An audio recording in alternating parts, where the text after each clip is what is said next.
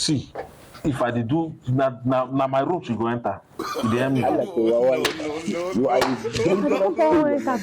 what a change woman. If you want to woman, you allow enter the house first. Don't make them so that at least if I knock one, she go here. If your wife come to over. My wife? No worry. I go give her cough syrup, she go sleep. Yeah, you come with her. Then let me say you get SIN. Second identification number. Now you be devil, now you they give the number now. Nonsense. Get her. Go and bring go your pack bag. your car.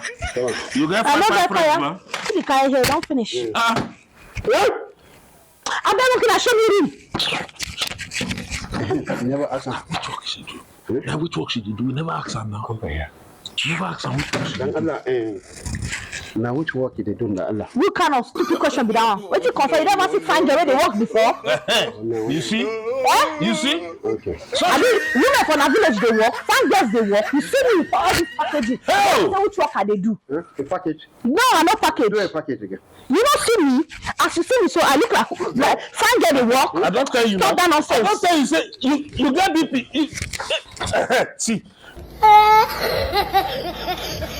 I don't.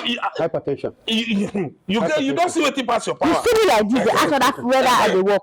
See your problem. See, if anything happen to them, They check the other one. Hey! Oh yo! They check the other one. Oh yo!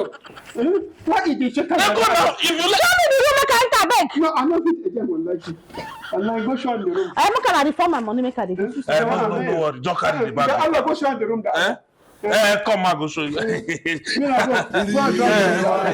need you when they get to not carry me put inside copper like that. No, we got it, man. Go show the room. Allah. Okay. People you touch go like this. I don't know. Something there between my trouser, they do what I want.